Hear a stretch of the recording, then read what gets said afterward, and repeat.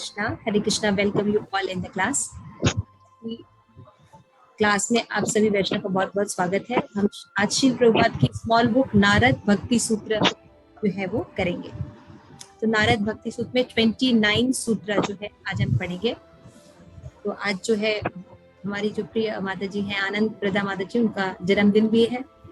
तो I hope माता जी भी ज्वाइन करेंगे। भूमिका थोड़ा आनंद प्रदा को बोलो ज्वाइन करने के लिए क्लास। तो उनका जन्मदिन है तो हम उनको बहुत बहुत बधाई देते हैं कि बहुत अच्छी हो। आज हम नारद भक्ति सूत्र में 29 नंबर तो क्लास शुरू करने से पहले प्रेयर्स कर लेते हैं। ओम अज्ञानतिमिरान्धस्य ज्ञानाञ्जनशलाकया चक्षुरुन्मिलितं येन तस्मै श्रीगुरुवे नमः। श्रीचैतन्यमनोभीष्टं स्थापितं येन भूतले स्वयं रूप कदा मह्यं ददाति स्वपदान्तिकम्।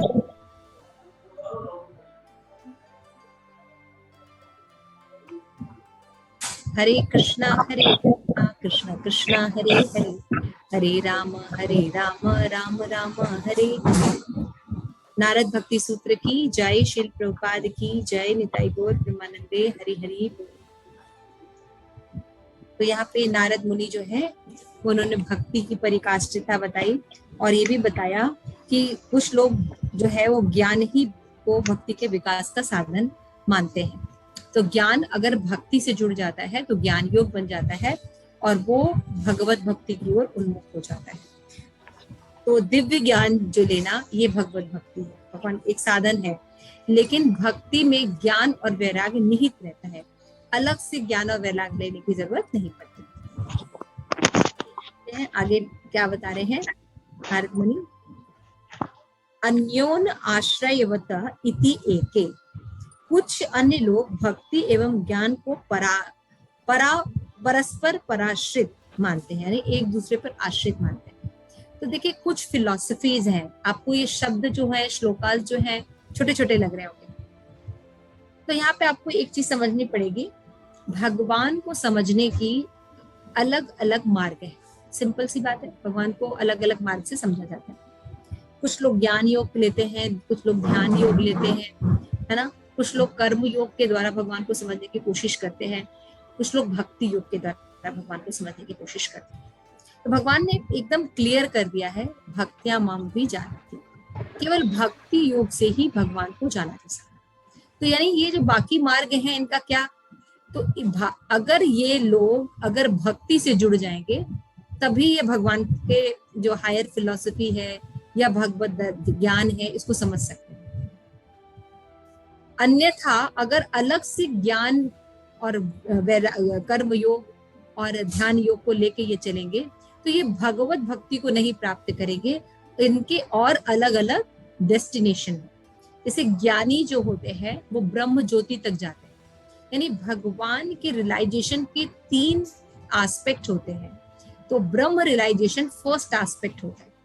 उसमें जीव को ये नहीं पता होता है कि भगवान कौन है, उनका नाम क्या है, उनका रूप क्या है, लेकिन वो बस ये जानते हैं कि कोई अथॉरिटी है और भगवान है तो क्या है, भगवान प्रेम है, भगवान लाइट है। समझ रहे, भगवान एक क्या है, भगवान एक लाइट है।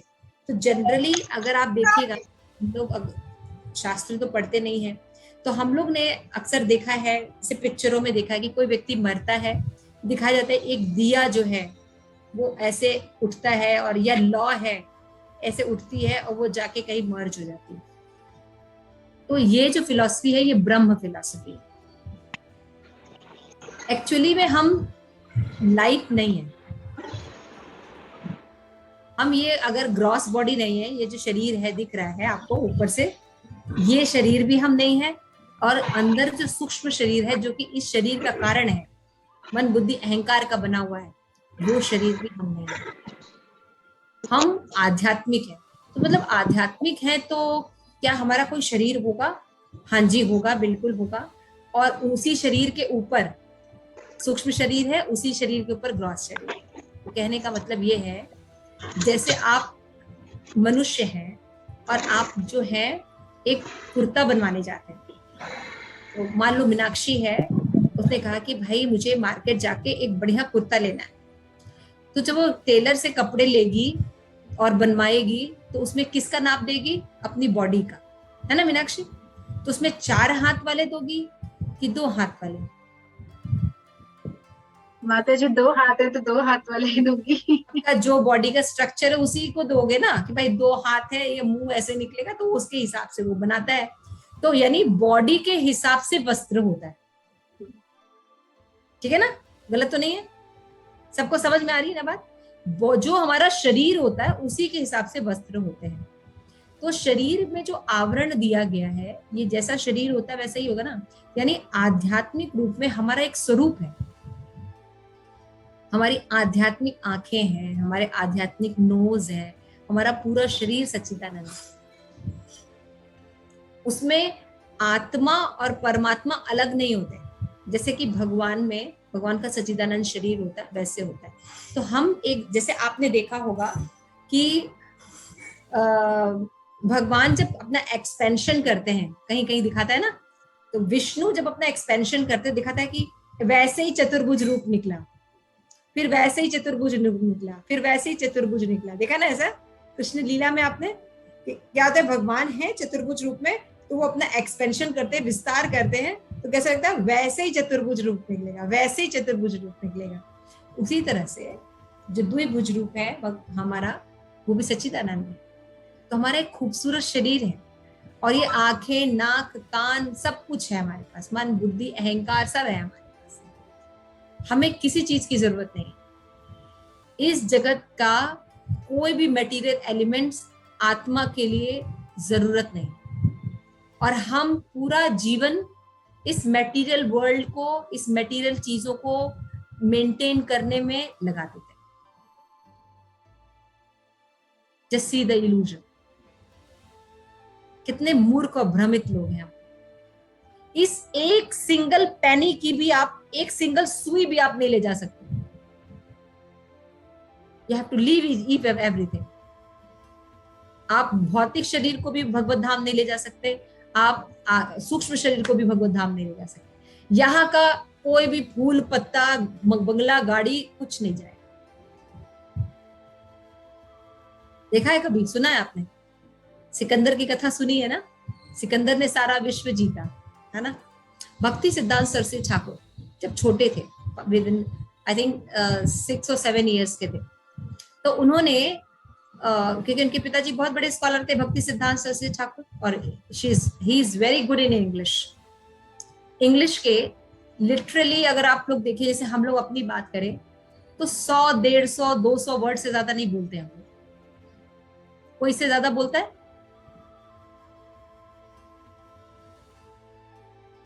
कोई? सही बोल रहे हैं ना आप लोग, एकदम मुंह बंद के मत बैठिए। मतलब हाईली आप बोलते हो कि मैक्सिमम जो इंटेलिजेंट लोग होते हैं, कहा जाता है कि 100 वर्ड्स बोलते हैं। तो मान लीजिए हम सुपर लेके चलते हैं, 200 वर्ड्स दुगना लेके चल जाए, है ना, कि 200 शब्द से ज्यादा नहीं बोल पाते, है ना? और 50,000 शब्द हैं इंग्लिश में। कंपैरिजन देखिए। और भक्ति विनोद ठाकुर जब बोलते थे तो अंग्रेजों को डिक्शनरी निकालनी पड़ती थी, इतनी अच्छी उनकी इंग्लिश थी। उन्होंने जो बुक्स लिखी है चैतन्य महाप्रभु पर, कभी आप लोग पढ़ के देखिएगा वो English. It's a wonderful book, जो विदेश में भेजी थी, चैतन्य टीचिंग्स ऑफ चैतन्य महाप्रभु। आप कभी भक्ति, उनकी लेटर्स हैं भक्ति विनोद ठाकुर के, कभी आप लोग पढ़ के देखिए, बहुत ही अच्छे थे। तो भक्ति सिद्धांत सरस्वती ठाकुर को पिता के रूप में वो मिले थे, उनको वही लेगेसी थी। तो उन्होंने जब वो स्कॉलर बाद में बने, तो पहले उन्होंने लिखा था, उन्होंने विक्रम वेताल पर बुक्स लिखी है इंग्लिश में, फैंटास्टिक बुक्स, है ना? और उन्होंने, अभी मैं किसके बारे में चर्चा कर रही थी, भूल गई। अभी मैं किसके बारे में चर्चा कर रही थी? कुछ बोल रही थी ना मैं, शायद कोई भक्ति सिद्धांत सरस्वती महाराज ने जो बुक लिखी है चैतन्य चरितामृत के ऊपर, इंग्लिश में। चैतन्य चरितामृत ने, इसके पहले मैं बोल रही थी ना कुछ, कोई बुक, तो विक्रम वेताल, भक्ति विनोद ठाकुर नहीं, इसके पहले और एक बुक मैं बोल रही थी, याद है, ठीक है। तो मतलब मेरा कहने का मतलब है उन्होंने भक्ति सिद्धांत सती ठाकुर ने विक्रम बेताल पर बहुत ही अच्छी बुक्स लिखी हैं। आप देखेंगे उनमें कितने 20 या 50 एपिसोड्स में लिखी है। तो और वो बुक एक्सीलेंट है, हमें पता भी नहीं कि भक्ति सिद्धांत सती ठाकुर, और भी मैं अभी जो चर्चा करी थी उस पर भी, उस टॉपिक पर भी भक्ति सिद्धांत सती ठाकुर ने बुक्स लिखी हुई। मिस इट, यही होता है भूलना। तो मैं भूल रही हूँ। तो भक्ति सिद्धांत सती ठाकुर जब छोटे से थे, 9 साल का बच्चा है ना, इतनी बड़ी बड़ी बुक्स लिख सकता है। तो वो इतने स्कॉलर थे और कर पाते थे, कहने का मतलब ये है ना। तो भगवान से प्रेरणा पाकर जीव कुछ भी कर सकता है। लेकिन अभी जो बाकी ज्ञानी की बात में कर रही हूँ, वो लोग क्या सोचते हैं, वो ये सोचते हैं कि ये जो शरीर है ये ब्रह्म है। तो वो ये दिखाते हैं कि मरने के बाद एक लाइट जो है वो हमारे अंदर से एक लाइट निकलती है जाती है। एक कृष्ण लीला, या आपने उसमें भी देखा होगा कि शिशुपाल की मृत्यु हुई तो एक लाइट निकली और भगवान के चरणों में जाके चली गई है ना। तो जिनको ये सब एस्पेक्ट क्लियर नहीं होते, वो भगवान को या जीव के स्वरूप को क्या समझते हैं, लाइट। आप पूछे भगवान क्या है, प्रेम। बहुत से लोग बोलेंगे आपको, है ना। तो प्रेम कोई स्वरूप नहीं होता है ना, कोई रूप नहीं होता। तो ब्रह्म रियलाइजेशन जो है भगवान की फर्स्ट रियलाइजेशन है, जिसमें भगवान को लाइट के रूप में, प्रकाश के रूप में ऐसे एक्सेप्ट किया जाता है। There is some authority, there is something, वो क्या है, लाइट। तो यस, ब्रह्म ज्योति जो है फर्स्ट एस्पेक्ट होता है भगवान रियलाइजेशन का। सेकंड एस्पेक्ट होता है परमात्मा रियलाइजेशन। इसमें एक चीज प्लस हो जाती है, वो होता है भगवान का स्वरूप। इसमें रूप को मानते हैं, विष्णु के चतुर्भुज रूप को, है ना। भगवान के भगवान कौन है, विष्णु फॉर्म में है, चतुर्भुज रूप में है। ऐसा योगी लोग मेडिटेट करते हैं, ध्यान करते हैं। लेकिन अभी भी ये तो भगवान की पूरी पहचान नहीं हुई, क्योंकि भगवान केवल ऑफिस में काम नहीं करते, भगवान की अपनी पर्सनल आइडेंटिटी भी है, और वो है कृष्ण के रूप में, भगवान के रूप में। ये जो थर्ड आइडेंटिटी है, ये आइडेंटिटी भक्तों को रिवील आउट होती है। तो कोई ज्ञान मार्ग से जाएगा तो कहां तक पहुंच सकता है, मुक्ति तक, ब्रह्म ज्योति में जाके मिल जाना। तो ये मनुष्य जीवन का लक्ष्य नहीं है। अच्छा, मान लीजिए कोई योगी रहेगा, बहुत सी सिद्धियां हैं, बहुत सब कुछ है, तो कहाँ जाएगा, परमात्मा स्वरूप तक जाएगा। उसको भी भगवान के बारे में पूरा रियलाइजेशन है। लेकिन भक्तों को पूरा रियलाइजेशन होता है। पूरा रियलाइजेशन से मतलब क्या हुआ, एक भक्त ये जानता है कि भगवान जो है वो कृष्ण है, द्विभुज रूप है उनका, मोर पंख धारण करते हैं, उनकी माता का नाम ये है, उनके जो प्रेमिका का नाम ये है, उनका जो धाम है उसका नाम ये है, भगवान की ये लीलाएं हैं। और भगवान ही विष्णु रूप में अपना एक्सपेंशन करते हैं, और विष्णु रूप से वो पूरा भौतिक जगत का सृजन पालन संहार करते हैं, और यही शरीर की उनकी आभा ब्रह्म ज्योति। आप देखिए उसको पूरी रियलाइजेशन है ना। तो ये 3 एस्पेक्ट में रियलाइजेशन। तो जब ये बात नारद मुनि रख रहे हैं, तो ये समझाने की कोशिश कर रहे हैं कि कुछ लोग कहते हैं कि ज्ञान जो है ये भक्ति के विकास में सहायक होता है, और दूसरा एस्पेक्ट यहाँ पे बता रहे हैं कि ज्ञान भक्ति के साथ इस तरह मिला जुला है कि ऐसा लगता है कि दोनों एक दूसरे पर आश्रित हैं, कि अगर ज्ञान नहीं होगा तो भक्ति नहीं होगी, भक्ति नहीं होगा तो ज्ञान नहीं होगा। लेकिन अभी आप इसके बाद वाले श्लोक में देखेंगे तो वो कहेंगे कि भक्ति में जो होता है वो स्वयं अपना फल होता है, भक्ति ज्ञान पे आश्रित नहीं है। ऐसा लगता है कि ज्ञान होगा तो उसका विकास होगा, अभी पिछले श्लोक में पढ़ा ना, भक्ति में अगर ज्ञान होगा तो विकास होगा। हाँ, दिव्य ज्ञान होने पर हमें नॉलेज होता है, लेकिन भक्ति करने से ही ज्ञान हो जाता है, हमें अलग से उसको लेने की जरूरत नहीं होती है। लेकिन ज्ञान मार्गी लोगों को ज्ञान लेना पड़ता है, ब्रह्म ज्ञान लेने जाना पड़ता है। लेकिन जो भक्ति करते हैं उनको ज्ञान बाहर से लेने की जरूरत नहीं है, वो भक्ति करते हैं, उनको पता चलता है, उनको दिव्य ज्ञान मिलता है, भगवत गीता का ज्ञान, उनको वैराग्य अपने आप आने लगता है और भगवान में आसक्ति आने लगती है ना, उनको अलग से सीखना नहीं जाना पड़ता है। ठीक है ना। तो ये बात अभी प्रूफ होगी, तो ये जरा कंफ्यूज मत।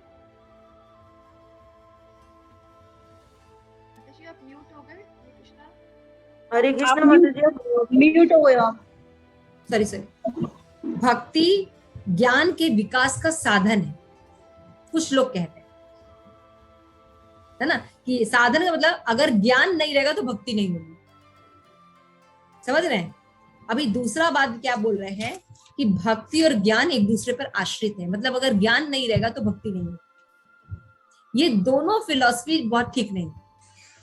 भक्ति अपने आप में पात्रता भी देती है और प्रोडक्ट भी देती है। समझ रहे? मेरी बात समझ में आ रही? थोड़ा फिलोसफिकल है कि अगर आप भक्ति कर रहे हैं, जैसे आप मंदिर जाते हैं तो अपना प्लेट लेके नहीं जाते। कितने लोग अपना प्लेट लेके जाते हैं खाना खाने के लिए? कोई नहीं जाता, क्योंकि वो पात्र भी देती है और प्रसाद भी देती है। क्यों मनोहरा माता जी? अगर आप मनोहरा माता जी के घर जाएंगे तो प्लेट लेके तो जाएंगे नहीं, माता जी प्लेट भी देंगी, पानी भी देंगी और बढ़िया प्रसाद भी कराएंगी। बहुत सुंदर प्रसाद कराती है माता जी। कभी आप लोग जाइए माता जी के वहां, तो माता जी प्लेट भी देंगी, प्रसाद भी देंगी, फिर बाद में आते समय कुछ पैक भी कर देंगे कि बच्चों को भी दे दे, है ना? तो घर जाके भी बनाने की आपको जरूरत नहीं है। तो भक्ति का मतलब ये होता है, भक्ति में आपको कुछ करने की जरूरत नहीं है। आप भक्ति करेंगे, आपको ज्ञान भी आ जाएगा, आपको वैराग्य भी आ जाएगा, भगवान में प्रेम भी हो जाएगा, इस दुनिया से वैराग्य भी हो जाएगा। ये खूबसूरती है भक्ति की। तो अभी देखिए कुछ लोग जो है यहाँ पे ये फिलॉसफी अभी क्लियर करेंगे कि ज्ञान और भक्ति एक दूसरे पर आश्रित है। अब देखते हैं क्या बोलते हैं नारद मुनि। कौन पढ़ेगा? प्रेम पद्मिनी माता जी थोड़ा रीड करिए। कौन सा चैप्टर है माता? कौन सा चैप्टर पढ़ना? 29। ओके, ये है अन्योन आश्रितम इति एकै। ओके, कुछ अन्य लोग भक्ति एवं ज्ञान को परस्पर आश्रित एक दूसरे पर निर्भर मानते हैं। तात्पर्य श्रील प्रभुपाद। ज्ञान एवं भक्ति का आध्यात्मिक समन्वय भक्ति वेदांत शब्द में अच्छी तरह अभिव्यक्त है। कुछ दृष्टा भक्ति एवं ज्ञान को पृथक अथवा एक दूसरे की विरोधी मानते हैं। अद्वैती लोग शंकराचार्य की टीका के अनुसार वेदांत सूत्र के अध्ययन के माध्यम से अर्जित ज्ञान पर एकाधिकार का दावा करते हैं, किंतु वेदांत अध्ययन भक्ति योग के विरुद्ध नहीं है। वेदांत सूत्र के रचयिता शील व्यासदेव हैं, जिन्होंने श्रीमद् भागवतम की भी संरचना की थी, जो कि भक्ति का ग्रंथ रत्न है तथा वेदांत सूत्र का स्वाभाविक भाष्य भी है। रामानुज, मध्व एवं बलदेव, विद्याभूषण प्रभुत वैष्णव आचार्यों में सब ने वेदांत सूत्र पर भाष्य लिखे तथा वेदांत से भक्ति का समन्वय प्रमाणित कर दिया। अतः जब कोई वैष्णव भगवान की गुणावली समझने के लिए वेदांत सूत्र तथा अन्य वैदिक शास्त्रों का अध्ययन करता है तो हमें भक्ति वेदांत मिलता है। ज्ञान उस कृष्ण भावना भावित प्रचारक हेतु विशेष रूप से आवश्यक है जिसे विरोधी तर्कों का सामना करना पड़ता हो। सभी वैष्णव आचार्यगण संस्कृत दर्शन एवं न्याय में अत्यंत प्रवीण थे, किंतु शैक्षिक या निर्विशेषवादी विद्वानों जैसे सूक्ष्म चिंतन नहीं थे। वे जानते थे कि कृष्ण ही वेदों की सार परिणति है, जैसा कि श्री कृष्ण श्रीमद् भगवद गीता में कहते हैं, वेदश्च सर्वा अहम एव वेद्या वेदांत कृत वेद चाहम। सारे वेदों के द्वारा मैं ही ये हूँ। वास्तव में मैं वेदांत का रचयिता हूँ एवं मैं ही वेदों का ज्ञानी हूँ। ज्ञान एवं भक्ति समन्वय पूर्ण है, किंतु उनको पराश्रित कहना बहुत अधिक तीव्र बात होगी। बहुधा कृष्ण प्रेम ज्ञान के लंबे विकास के बिना आ जाता है। नारद मुनि ने एक बार नृत्य व्याघ्र को कृष्ण की शुद्ध भक्ति का आशीर्वाद दिया। भक्ति इस प्रकार का स्वस्फूर्त विकास कृपा सिद्धि अर्थात भगवान एवं वैष्णव की कृपा द्वारा सिद्धि कहलाता है। भगवान की नित्य अनंत लीलाओं में योग माया कभी कभी भक्त का यह ज्ञान ठग देती है कि कृष्ण भगवान है। ज्ञान एवं भक्ति के सदैव परस्पर आश्रित न होने का यह दूसरा उदाहरण है। अपने विशिष्ट भक्ति में भाव रस पर निर्भर करते हुए कृष्ण के नित्य पार्षद गण कभी कभी यह स्मरण रखते हैं कि कृष्ण भगवान है तथा कभी कभी इसे भूल जाते हैं। कृष्ण के नामकरण संस्कार के समय गर्ग मुनि ने कहा था, यह बालक बल, सौंदर्य, ऐश्वर्य सब में परम पुरुषोत्तम भगवान नारायण के समान विकास करेगा। तथापि माँ यशोदा कृष्ण से अपने आश्रित बालक के रूप में व्यवहार करती थी। एक बार यशोदा ने कृष्ण को मुंह खोलने का आदेश दिया, जिससे कि वह देख सके कि कृष्ण ने मिट्टी खाई थी। कृष्ण ने आदेश का पालन किया एवं जब माँ यशोदा ने अपने बालक के मुंह में झांका तो समस्त काल, स्थान तथा लोकों सहित विश्व रूप दिखाई पड़ा। कृष्ण को भगवान समझकर वे प्रार्थना करने लगी। मैं परम पुरुषोत्तम भगवान के प्रति श्रद्धापूर्ण प्रणाम अर्पण करना चाहती हूँ। जिनकी माया के प्रभाव से मैं सोच रही हूँ कि नंद महाराज मेरे पति हैं तथा कृष्ण मेरा भक्त है, कि नंद महाराज की सारी संपत्ति मेरी है एवं सारे गोपी मेरी प्रजा है। किंतु जब भगवान कृष्ण ने माँ यशोदा के भय और आदर के भाव को मातृ स्नेह से आवृत करने हेतु अपनी योग माया का विस्तार किया, तो वे तुरंत भूल गई कि कृष्ण भगवान है तथा फिर से उनको अपना पुत्र मानने लगे। भगवत लीला के ऐसे दृष्टांतों में कृष्ण की दिव्यता का ज्ञान आता जाता है, परंतु यह सदैव भक्ति की परिचर्या में रहता है। हरे कृष्ण। आप mute. Thank you so much माता जी। हरे कृष्ण। रीडिंग थोड़ा सा समझने वाली विषय है। तो यहाँ पे नारद मुनि अलग अलग एस्पेक्ट समझाकर भक्ति को पूरी तरह बता रहे हैं कि जैसे भगवान स्वतंत्र है वैसे भक्ति स्वतंत्र है। तो आपको अलग अलग एस्पेक्ट समझा रहे हैं, आप बिल्कुल एकदम क्लियर रहिए। अगर ये सब फिलॉसफी व्यक्ति को क्लियर रहती है, वो कभी भी भक्ति को छोड़कर अन्य मार्ग एक्सेप्ट नहीं करता। समझ रहे हैं? इसको पढ़ने क्यों आपको पढ़ाया जा रहा है? आपको ये पढ़ाया जा रहा है कि अगर आप, क्योंकि आप जब दुनिया में निकलेंगे तो अलग अलग मार्ग आपको देखने को मिलेंगे, है ना। कोई ब्रह्म कुमारी मिलेंगे, कोई शिव भक्त मिलेंगे, कोई देवी दुर्गा के भक्त मिलेंगे, अलग अलग लोग मिलेंगे। सखी स्वरूपा समझ में आ रही है बात? थोड़ा फिलोसफिकल है लेकिन मैं थोड़ा आम शब्दों में बता रही हूँ। हरे कृष्ण। हरे कृष्ण। समझ में आ रही है बात? समझ में आ रही है ना? जब हम दुनिया में निकलते हैं तो अलग अलग पंथों को मानने वाले, अलग अलग विचारों को मानने वाले लोग मिलते हैं। तो हमें बताया जाता है कि भाई ये ऐसा है, ये ऐसा है, ये ऐसा है। तो हमको लगता है कि ये क्यों हमें बताया जा रहा है? ये इसलिए बताया जा रहा है कि आप भक्ति की महत्व को समझिए कि भक्ति के अलावा जरूरत नहीं है। जैसे भगवान है, भगवान पूर्ण आत्मा राम में पूर्ण स्वतंत्र है, उसी तरह भगवान की भक्ति है। जब आप भक्ति करते हैं तो आपको ज्ञान चाहिए, दिव्य ज्ञान मिल जाता है। भक्ति करने से क्या चाहिए? भगवान में आसक्ति और प्रेम चाहिए। आप भगवत भक्ति करिए, अलग से करने की जरूरत नहीं है। आपको भगवान में प्रेम होने लगेगा, भक्तों के संग रहेंगे, है ना। आपको इस दुनिया से वैराग्य चाहिए, आपको इस दुनिया से अपने आप अंदर से वैराग्य रहेगा, आपको इच्छा ही नहीं करेगी, इतना सुंदर वैराग्य रहेगा। बाकी तो जबरदस्ती रोकते हैं, लेकिन हम तो कुछ नहीं रोकते, लेकिन हमारी अंदर से इच्छा ही खत्म हो जाए भक्ति करने से। तो कहने का मतलब ये है, जैसे भगवान अपने आप में पूर्ण है, वैसे भगवान कृष्ण की भक्ति अपने आप में पूर्ण है। तो यहाँ एक एस्पेक्ट को लेके नारद मुनि जो है अपने विचार रख रहे हैं। जैसे पहले नारद मुनि ने ये विचार रखा कि कुछ लोग कहते हैं कि जो ज्ञान ही भक्ति के विकास का साधन है, यानी ज्ञान बहुत इंपॉर्टेंट है। अगर ज्ञान नहीं रहेगा तो भक्ति कैसे होगी? कोई भक्ति का विकास नहीं कर सकता। लेकिन लास्ट में हमने देखा कि भाई कृष्ण भावना भावित होने पर हमें स्वयं ज्ञान होता है, हमें अलग से ज्ञान लेने की जरूरत नहीं पड़ती। तो यहाँ भी वो सिद्ध कर रहे हैं शिल प्रभुपाद के जो वरिष्ठ डिसाइपल्स हैं, जिन्होंने ये बुक आगे लिखी है, कंप्लीट की है, कंपाइल की है, उन्होंने प्रभुपाद के परपोर्ट्स दिखाया है कि ज्ञान जो है वो भक्ति के विकास में साधन नहीं है, लेकिन ये ज्ञान जो है अपने आप होता है, भक्ति करने से दिव्य ज्ञान अपने आप होता है। और सेकंड आश्रय कुछ लोग क्या कहते हैं, विद्वान लोगों की बात हो रही है, जो अलग अलग विद्वान होते हैं, अलग अलग क्षेत्र के, जैसे शंकराचार्य मिलेंगे, वेदांत सूत्र के अलग अलग भाष्य करने वाले लोग मिलेंगे। तो ये लोग अलग अलग फिलॉसफी रखते हैं, भक्ति तक तो आते हैं, लेकिन फिर क्या कह रहे हैं? भक्ति ज्ञान के विकास में सहायक। दूसरी बात बता रहे हैं, भक्ति और ज्ञान दोनों एक दूसरे पर आश्रित हैं। और असलियत क्या है? ध्यान रखिए, असलियत ये है भक्ति स्वतंत्र है, भक्ति किसी पर आश्रित नहीं होती। आप भक्ति कर रहे हैं तो ज्ञान लेने के लिए अलग इंस्टीट्यूट में जाने नहीं पड़ेगा। आप भक्ति करेंगे, अपने आप आपको धीरे धीरे ज्ञान आएगा। आप क्लास सुनेंगे, भागवतम पढ़ेंगे, गीता पढ़ेंगे, तो क्या होगा? आपको दिव्य ज्ञान मिलेगा ना, अलग से जाने की जरूरत नहीं पड़ेगी। तो कहाँ भक्ति ज्ञान पर आश्रित है, या कहाँ ज्ञान और भक्ति दोनों एक दूसरे पर आश्रित है? समझ में आ रहा है? लेकिन ये कुछ लोग मानते हैं, तो ये एस्पेक्ट समझा रहे हैं। तो ज्ञान एवं भक्ति आध्यात्मिक संबंध में भक्ति वेदांत शब्द में अच्छी तरह से अभिव्यक्त है।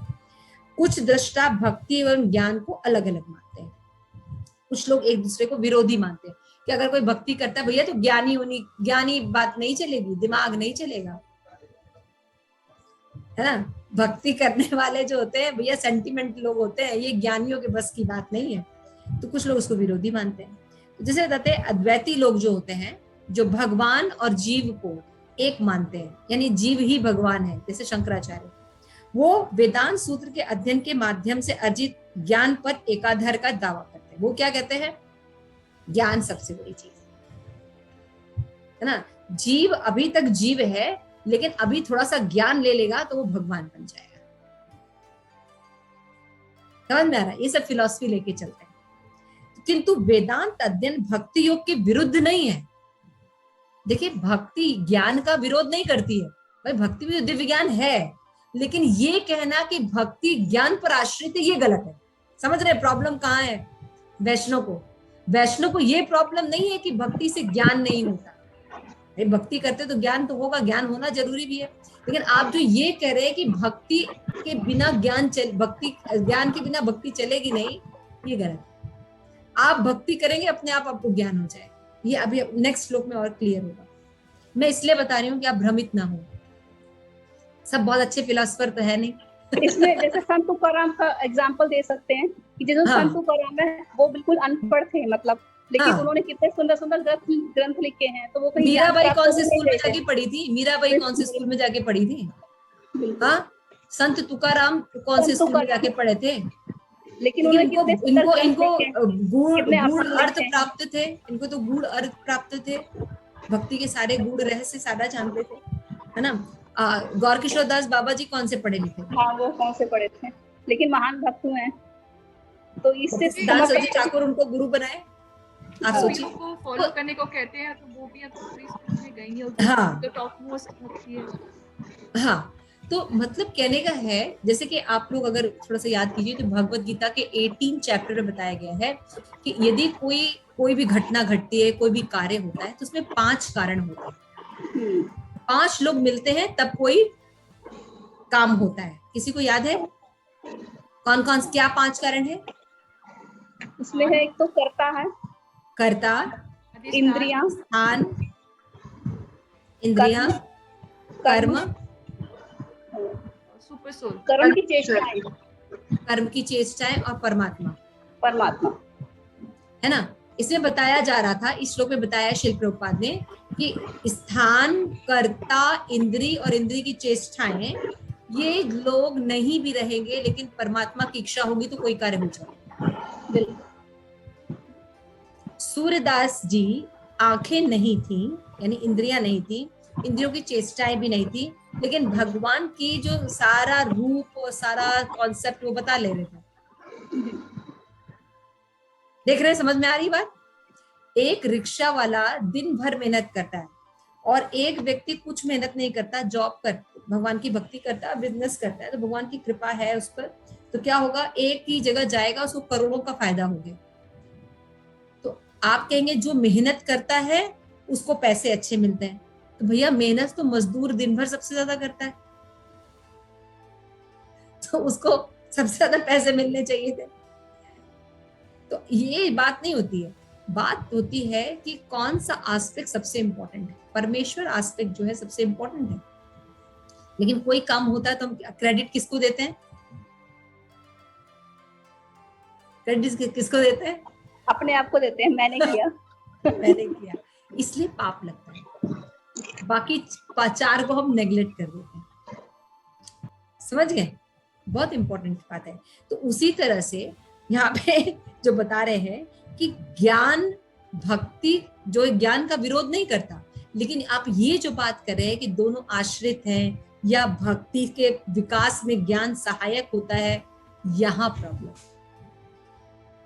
ज्ञान भक्ति से बड़ा नहीं होता, भक्ति सबसे बड़ी होती है। ज्ञानी को भक्ति योग स्वीकार करने पर भगवान की भक्ति प्राप्त होगी। क्लियर हुआ?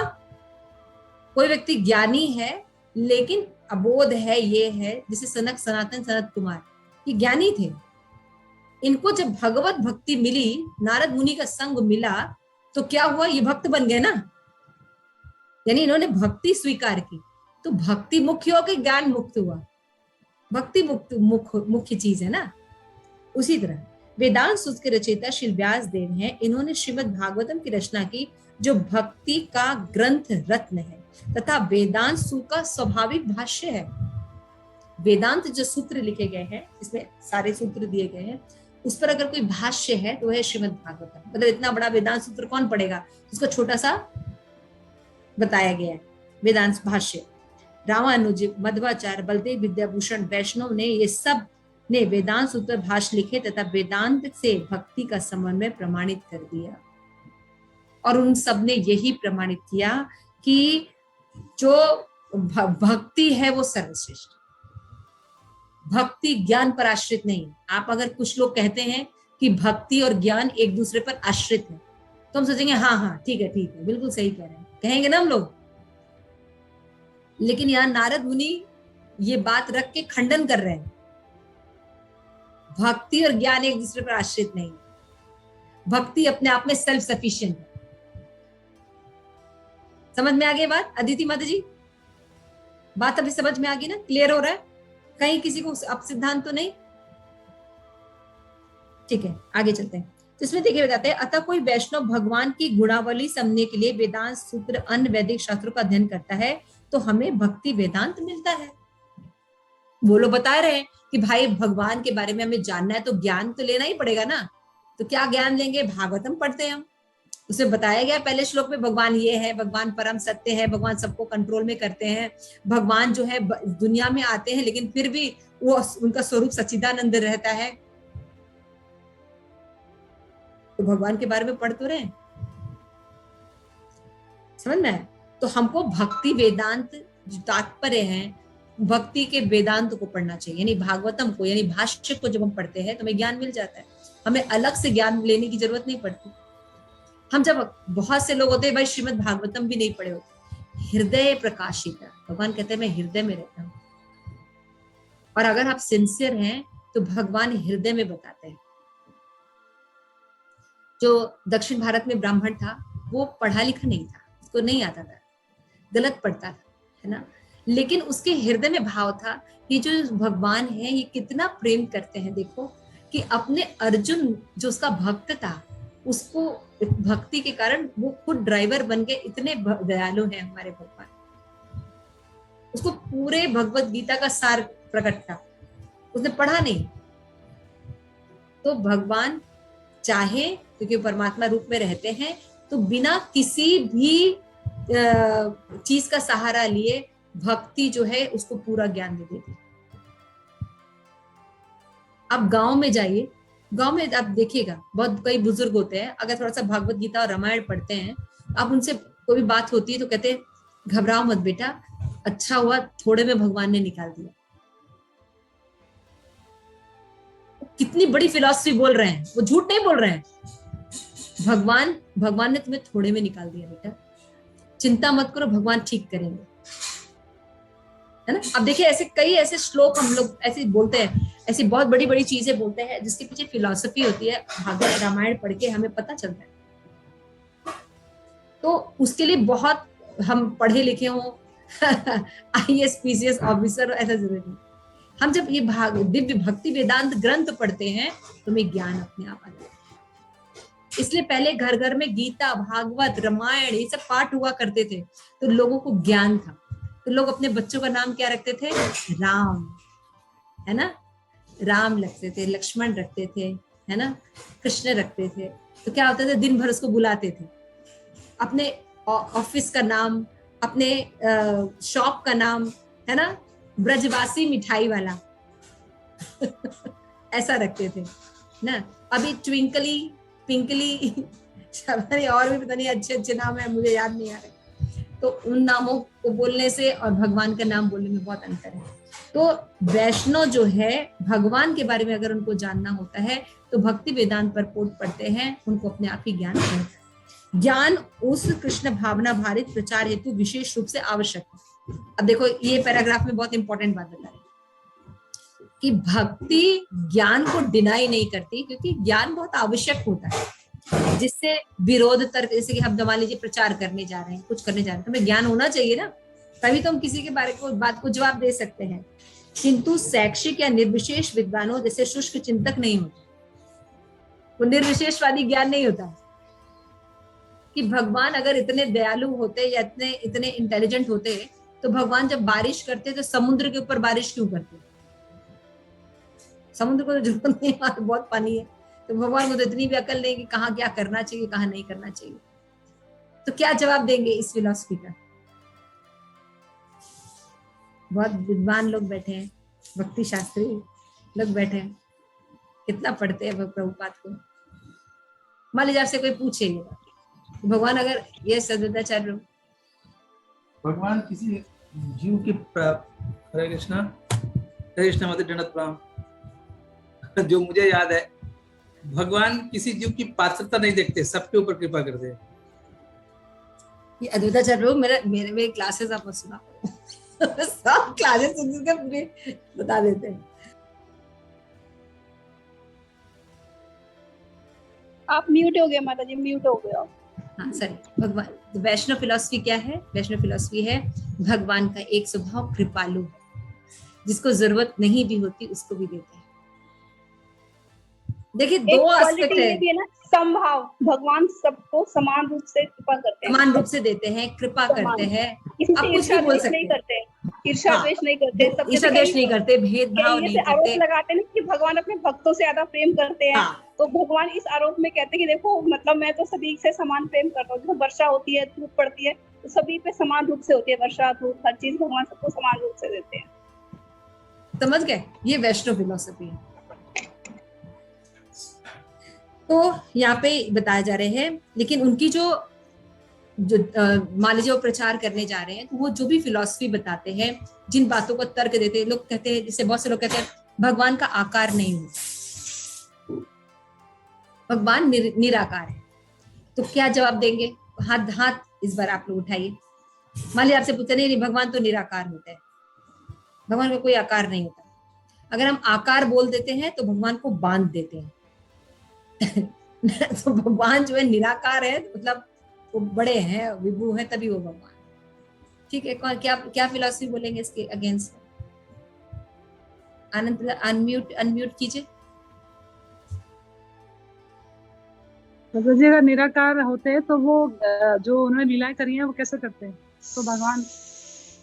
ठीक है, बहुत अच्छा माता जी ने आंसर दिया कि अगर जो भगवान की लीलाएं हैं तो वो कैसे देखेंगे? अगर भगवान के आकार नहीं रहेगा तो भगवान आकार है तभी तो लीलाएं कर। Very good. और कुछ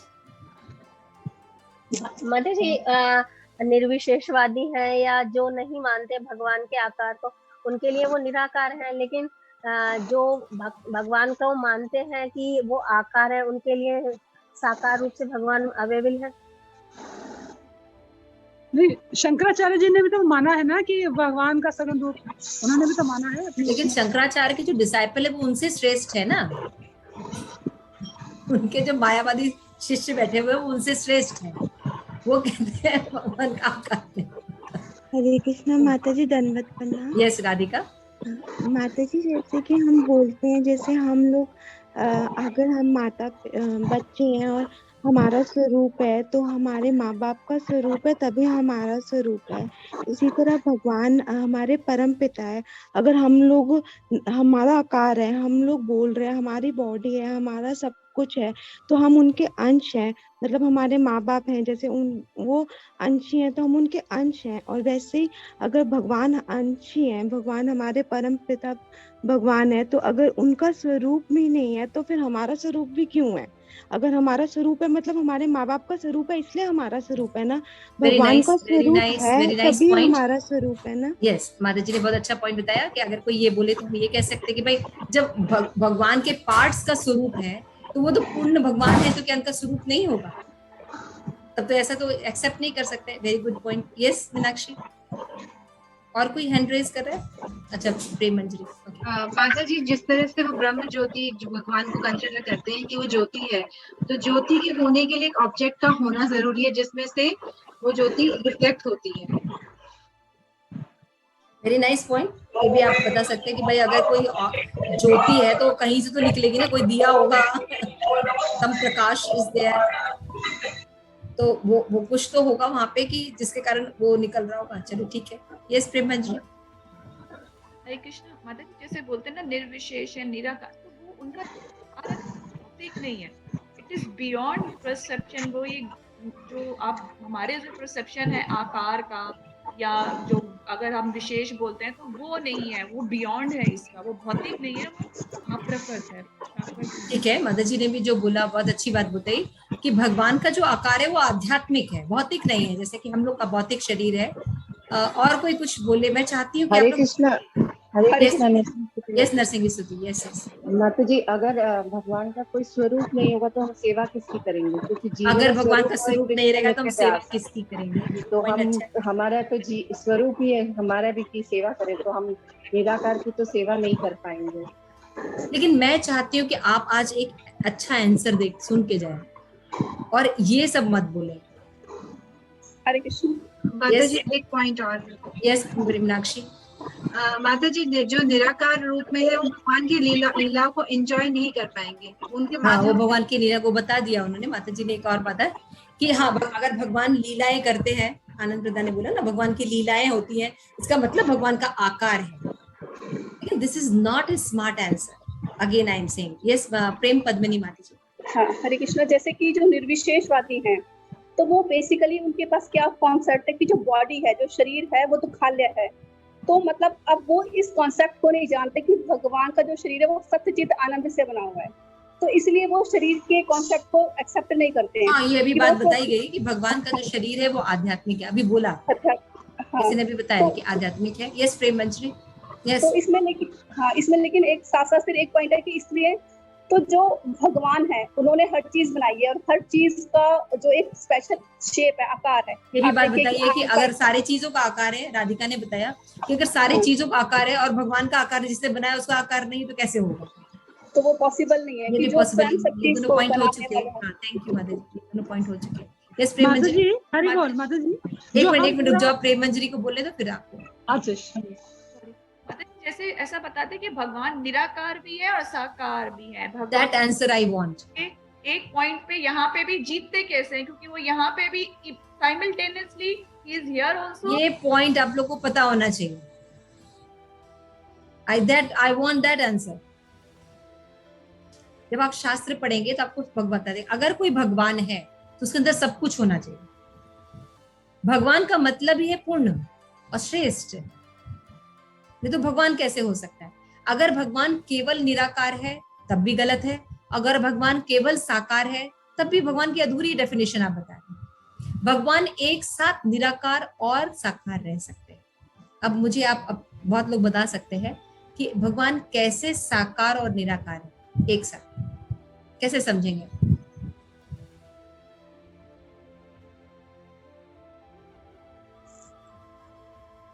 भगवान एक साथ साकार और निराकार है। निराकार कैसे है भगवान? ब्रह्म ज्योति के रूप में। भगवान के शरीर का जो प्रकाश है, जब भगवान खड़े हैं तो इन्फल्जन निकलता है भगवान से। इन्फल्जन समझते हैं? भगवान से तेज निकलता है, ये ब्रह्म ज्योति होती है। और उसी समय भगवान का द्विभुज रूप है जो कि बंशी बजाता है। एक साथ भगवान साकार और निराकार। समझ में आया? ये आपको ईशोपनिषद में फर्स्ट श्लोका में मिलेगा। भगवान एक साथ साकार और निराकार है, ये तो पता है, लेकिन कैसे? ऐसे कि भगवान के जो शरीर का जो इन्फल, भगवान जब खड़े होते हैं तो भगवान के शरीर से तेज निकलता है। वही तेज ब्रह्म ज्योति है जो सूर्य चंद्रमा के रूप में हम देख पाते हैं, है ना? और भगवान उसी समय द्विभुज रूप में सामने खड़े रहते हैं। तो यहाँ पे हम आगे चलते हैं। यहाँ क्लियर हुआ आपको? तो केवल साकार है और केवल निराकार है, इस पर चर्चा मत कीजिए। समझ में आ रहा है? जब हम कोई व्यक्ति, मान लीजिए किसी का मूड है कि कोई बोला भगवान निराकार है, तो आपको बोलना चाहिए हाँ आपने बिल्कुल ठीक कहा, भगवान निराकार है।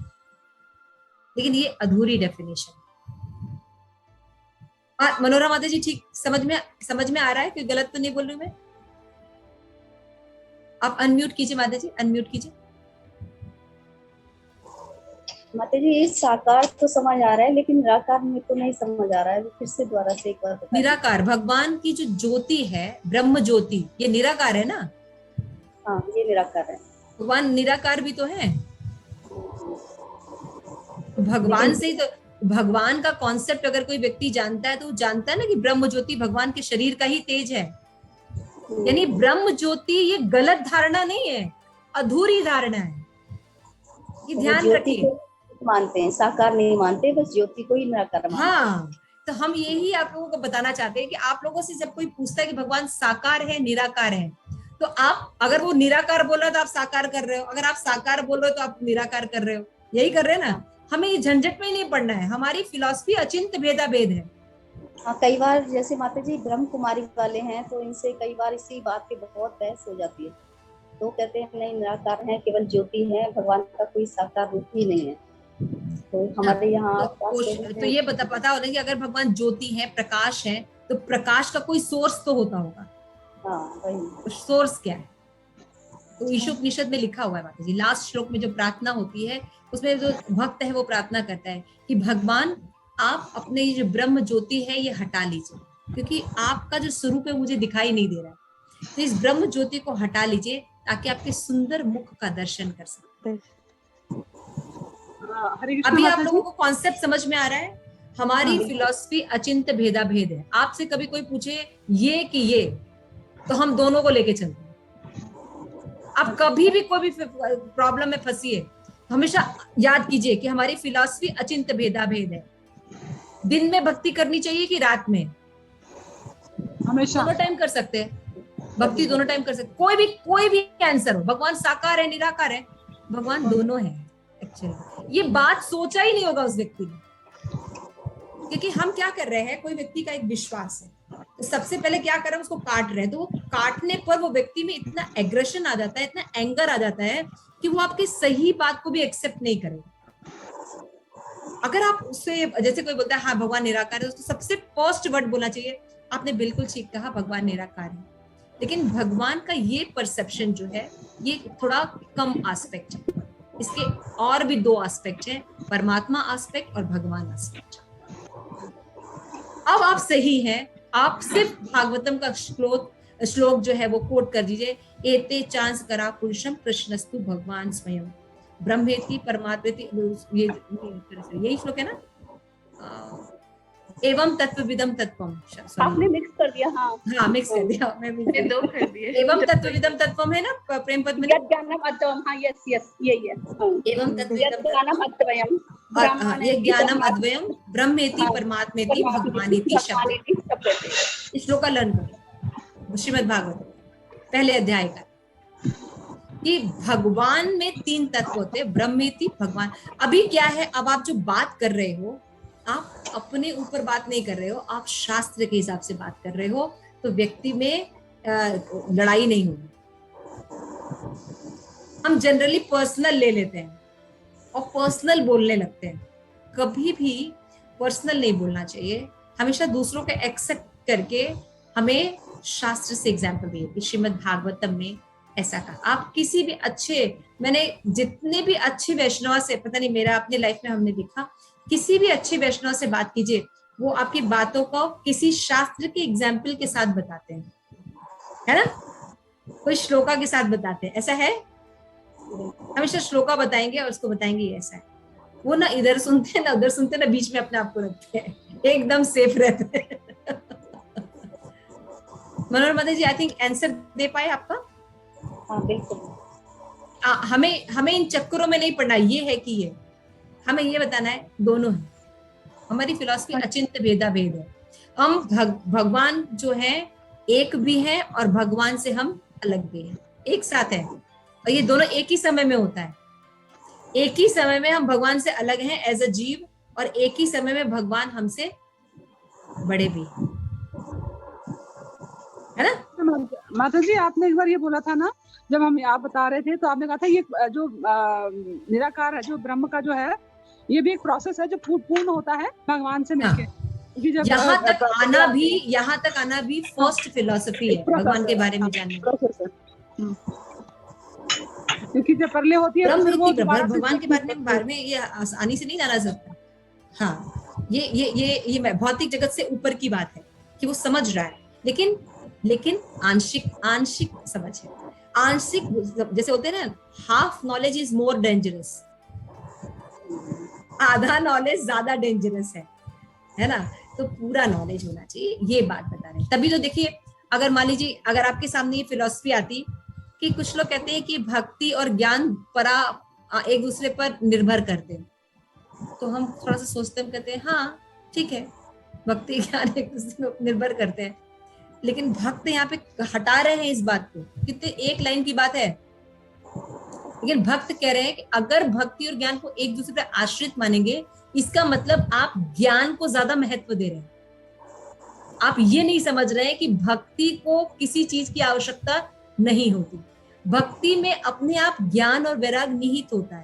यानी भक्ति करने से हम एग्जाम्पल को दे सकते हैं, अन्य भी राशिता शून्य ज्ञान कर्माति अनावृतम। तो उसमें स्पष्ट रूप गोस्वामी ने एकदम क्लियर बताया कि जो भक्ति है वो ज्ञान और ज्ञान कर्म से परे है। क्लियरली है, प्रूफ हो गया, ये बिल्कुल प्रूफ है। ये भी अब परिभाषा दे सकते हैं। अभी समझ में आ रहा है आप लोगों को? कोई कंफ्यूजन तो नहीं हो रही है? मैंने इसीलिए कहा बात छोटी सी कही गई है, लेकिन इसके अंदर फिलॉसफी बहुत तगड़ी है। तो वैष्णव को थोड़ा फिलॉसफी पता होना चाहिए। भक्ति स्वतंत्र है, जैसे भगवान स्वतंत्र है ना, जैसे भक्ति स्वतंत्र है, किसी पर निर्भर नहीं करती। ज्ञान होगा तब हमें भक्ति होगी। हजारों लोग हैं जो ज्ञानी नहीं, उनको भक्ति है और सब नॉलेज है। सुखदेव गोस्वामी कौन से उसमें गए थे? वो तो तोता थे भगवान के, राधा रानी के तोता है सुखदेव गोस्वामी। अब बताओ, तोते को इतना ज्ञान है और हमें ज्ञान नहीं है। हमने बीटेक करके रखे हैं, एमटेक करके लड़कियां रखी हुई हैं, भूमिका पता नहीं क्या पढ़ रही है, भूल गए हम, पता नहीं कौन सी तैयारी कर रही है, IAS PCS की तैयारी कर रही है। तो मतलब हम ये ज्ञान में लगे हुए हैं और पता नहीं क्या प्राप्त करेंगे, है ना। तो बस अब मंत्रियों के पीछे चमचा बन के हम घूमेंगे, यही करेंगे। तो इस सबसे कुछ नहीं होना। अब बताओ, राधा रानी का तोता सुखदेव गोस्वामी इतना ज्ञान रखता है कि पूरा भागवतम रच दिया, दिमाग ही चकरा जाता है भागवतम पढ़ के। देख लीजिए, उनका तोता भी ये नॉलेज रखता है। अब आगे चलते हैं। शैक्षिक या निर्विशेष विद्वान जैसे शुष्क चिंतन नहीं थे, ये जानते थे कि कृष्ण वेदों की सार परिणति है। जो भक्त के पास नॉलेज होता है वो निर्विशेष ज्ञान नहीं होता, वो भक्ति वेदांत पर निर्भर ज्ञान होता है, और उनका जो सार होता है भगवान के बारे में वो जानते है ना, सारे वेदों द्वारा। क्योंकि ये बात कहाँ से कह रहे हैं? 15.15 भगवत गीता का श्लोक है कि सारे वेदों का जो ज्ञान मैं हूँ, वास्तव में वेदांत का रचयिता मैं हूँ और मैं ही ज्ञानी हूँ।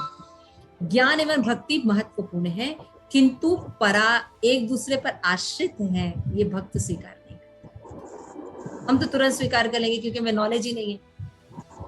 हमको अगर नॉलेज भी है तो आगे डीप नॉलेज नहीं है, तर्क वितर्क कैसे करें।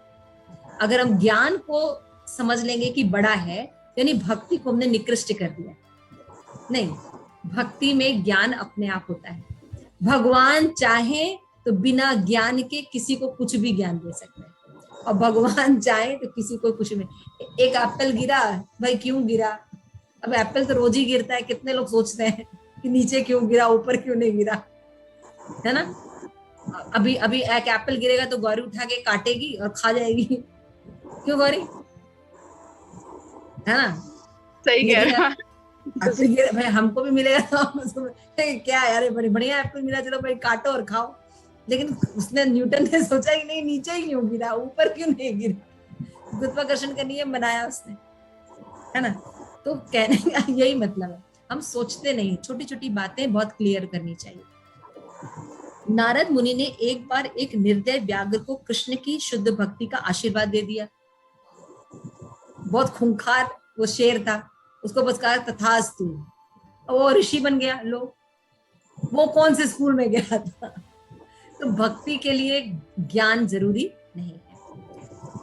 भक्ति इस प्रकार, ये बहुत इंपॉर्टेंट लाइन है, इसको आप अंडरलाइन कर सकते हैं। भक्ति इस प्रकार स्वस्फुरित विकास कृपा सिद्धि अर्थात भगवान एवं वैष्णव की कृपा द्वारा सिद्ध की जाती है। जैसे अभी हम लोग क्लास कर रहे हैं, ये क्लास में हम लोग जो चर्चा कर रहे हैं तो ज्ञान नहीं आ रहा है हम लोग को। हम जो प्रभुपाद की बुक लेके बैठे हुए हैं ना, उसके विषय में जब हम लोग ने वैष्णव से जो श्रवण किया हुआ है उसको आधार लेके जब हम डिस्कस कर रहे हैं, तो हमारे हृदय में जो परमात्मा है वो सपोर्ट करेंगे हमें इस फिलॉसफी को समझने में। ये नहीं कि हम क्लास में बैठे हैं और बता रहे हैं और आपको समझ में आ जा रहा है, नहीं, ये वाह्य रूप है देखने का। भक्ति भक्तों की कृपा पर निर्भर होती है। आपने बहुत से लोगों ने देखा होगा, आप किसी एग्जॉल्टेड भक्त को कोई काम करते देखिए, जो जिस चीज में बहुत निपुण होता है या बहुत अच्छे होते हैं सेवा में अपने, उनको कभी वो काम करते हुए आप ध्यान से अगर देखते हैं, तो जब वो आपकी तरफ देखते हैं या आप उनको देखते हैं, तो उनके हृदय का जो भगवान के प्रति प्रेम है आपके हृदय में स्थापित हो जाता है और आप भी वैसे ही करने लगते हैं। ऐसा हुआ है कई लोगों को, देखा है ना, किसी भगवान को, गुरु को कोई कार्य करते हुए, तो हमारे हृदय। गुरु महाराज, मैं आपको छोटी सी घटना बताती हूँ। बहुत नए थे भक्ति में, आते थे हम, और उस समय गुरु महाराज क्लासेस दिया करते थे। तब हम लोग सब लोग बैठ के क्लास सुनते थे, श्रीमद् भागवत की क्लास। मनोरमा माता जी भी आते थे। तो मेरी लिखने की बहुत आदत थी क्योंकि मुझे भूल जाता था, तो मैंने जस्ट क्लास के पहले लिखना शुरू किया। तो फिर माता जी ने मेरे बगल में से कॉपी ली और कुछ लिखा और मुझे वापस कर दिया। तो क्या लिखा, मैंने क्लास नेम लिखा, सॉरी डेट लिखी, और स्पीकर का नाम लोकनाथ स्वामी लिखा। महाराज ने लिखा हिज होलीनेस, मेरी कॉपी में लिखा हिज होलीनेस। माता जी ने मुझे सरकार दिया, और मैं सोचती रही, मैं बहुत पूरी क्लास में सोचती रही कि ये कितना इंपॉर्टेंट पॉइंट है। फिर मेरे हृदय में बात हुई, थर्ड अपराध है गुरु की अवज्ञा करना या उन्हें साधारण पुरुष समझना, लोकनाथ साधारण समझना। हिज होलीनेस लोकनाथ स्वामी है। तो मेरा समझने का मतलब समझ रहे हैं, उन्होंने हिज होलीनेस डाला और आगे महाराज जुड़ा। उस दिन से मैं नॉर्मल में नोट्स कभी लिखती हूँ तो हमेशा हिज होलीनेस लिखती हूँ। एटलीस्ट महाराज नहीं लिख पाती तो एम लिख के छोड़ती हूँ। मुझे डर लगता है मनोरमा माता जी देख रही है। तो मेरा कहने का मतलब है, एक छोटी छोटी घटनाएं हैं, बहुत छोटी छोटी घटनाएं, लेकिन अगर कोई मुझे बताता तो शायद मैं भूल जाती, है ना। कोई मुझे अगर मान लीजिए क्लास में बताता, ऐसे अब पढ़ तो रहे हैं ना, थर्ड नाम अपराध रोज ही तो पढ़ रहे हैं, गुरु की अवज्ञा करना या उन्हें साधारण पुरुष समझना, ये तो रोज ही हम पढ़ रहे हैं, लेकिन समझ में बात नहीं आ रही। हम लिखते समय, बोलते समय सब जगह पता होना चाहिए कि गुरु हिज होलीनेस है ना, this concept should be there. इससे बहुत फर्क पड़ता है। तो ऐसे होते हैं हमारे सीनियर्स, छोटी छोटी चीजों को जब हमको कोई सेवा करते देखिए तो उनकी कुछ चीजें आप में ट्रांसफर हो जाती है, तो उनके हृदय से जब कोई चीज ट्रांसफर होती है तो आप सीख जाते हैं। और ऐसा होती भक्ति कृपा सिद्ध है, इसलिए वैष्णव की सेवा करने के लिए बोला जाता है, वैष्णव को हृदय से क्षमा करने के लिए बोला जाता है। वैष्णव की गलतियां होने पर भी, कोई वैष्णव मान लीजिए हमारे साथ दुराचार व्यवहार कर रहा है, इंद्र कृष्ण पर क्या किया था, वर्षा करूंगा पूरा डुबो के रख दूंगा, लेकिन वो वैष्णव था। आपको याद है जब इंद्र माफी मांगने आए थे तो उनको माफ कर दिया था भगवान ने, लेकिन जब ब्रह्मा ने गलती की थी तब नहीं, तब भगवान ने कुछ बोला ही नहीं था। तो आचार्यों ने लिखा ऐसा क्यों किया, जब इंद्र ने गलती की थी तो वैष्णव थे, और वैष्णव होकर जब उन्होंने अपराध किया था तो भक्तों का और भला हो गया, जो अलग अलग रस में अलग अलग जगह जाके वो भगवान की लीलाओं का आस्वादन करते थे। 7 दिन एक ही पर्वत के नीचे आराम से सारे रस का आस्वादन हो रहा है, माधुर्य रस का, साक्ष्य रस का, है ना। तो ये किसकी कृपा से हुआ, एक वैष्णव की। तो वैष्णव जब अगर मान लीजिए हमें दुख भी उनके थ्रू प्राप्त होता है तो वो दुख हमें भक्ति की तरफ लेके जाता है। जैसे मान लीजिए आप मंदिर में सेवा कर रहे हैं और आपकी एक वैष्णव से गड़बड़ हुई, मंदिर जाना आपने छोड़ दिया, क्या करेंगे, हम वृंदावन चलते हैं, हम आराम से वृंदावन का वास कर रहे हैं। तो उस वैष्णव ने आपको वृंदावन का सब परिवार वास दे दिया, या कोई भी और भी घटना हुई, आप देखिए आपका प्रोग्रेस होगा। वो वैष्णव होना चाहिए, मतलब इंद्र होना चाहिए, ऐसा नहीं कि वैष्णव की पोशाक खाली होनी चाहिए। जब अच्छे वैष्णव से कोई गलती होती है या वो हमें दुख देते हैं तो वो वर्धन करता है हमारा। कोई कुछ बोल रहा था, मैंने शायद देखा। हरे कृष्ण माता जी। ओके, थैंक यू माता जी, मुझे क्लास छोड़नी पड़ेगी, मेरी मीटिंग स्टार्ट हो गई है। It's okay, no problem, you listen this recording. तो भक्ति मार्ग कृपा मार्ग है, this is the another lesson. इसलिए इस पे ज्ञान की जरूरत नहीं है, ये भगवान की कृपा पर निर्भर करता है। अगर भक्ति करते समय कुछ अधूरा रहता है तो ठाकुर जी स्वयं उसको पूरा कर देते हैं, क्योंकि भक्ति के आश्रय तत्व कृष्ण है। ये पता नहीं है लोगों को। बाकी जगह में, ज्ञानी में, योगी में ये खुद अपने आश्रय तत्व होते हैं, अपने बल से कर रहे होते हैं, लेकिन भक्ति में आश्रय तत्व कृष्ण होता है। ये दिस इज द ब्यूटी, इसलिए उनका वर्धन होता है। यहाँ पे देखिए फिर बताया गया है कि भगवान की नित्य आनंद लीला योग माया कभी कभी भक्ति का ज्ञान को ढक देती है। अगर ज्ञान श्रेष्ठ होता तो योग माया क्यों आती? ज्ञान रहना चाहिए था ना। तो जब मान लीजिए किसी को ज्ञान रहेगा ऐश्वर्य का भगवान के, तो कभी वात्सल्य रस, माधुरी रस भगवान कभी उसको आस्वाद नहीं कर पाएंगे, क्योंकि कोई सखा कैसे करेगा कि तुम और हम सम हैं, लड़ाई कैसे करेगा भगवान से, है ना, नहीं कर सकते। तो इसलिए आपने देखा होगा कि योग माया का पर्दा डल जाता है। तो यानी ज्ञानी जो है वो श्रेष्ठ नहीं है, भक्ति श्रेष्ठ है। भक्ति करने से अपने आप में भक्ति वेदांत परपोर्ट्स जो है वो प्रकट होते हैं। भगवान की कृपा से, वैष्णव की कृपा से हृदय में ज्ञान प्रकाशित होता है, हमें ज्ञात हो जाता है। इसलिए ये जो फिलॉसफी है कि जो लोग कहते हैं कि ज्ञान और भक्ति एक दूसरे पर आश्रित है, ये स्वीकार्य भक्तों के द्वारा नहीं। ठीक है, thank you so much. Shri Prabhupada की जय, आप सभी गौर भक्तवृंद की जय, निताई गौर प्रेमानंदे, हरि हरि बोल।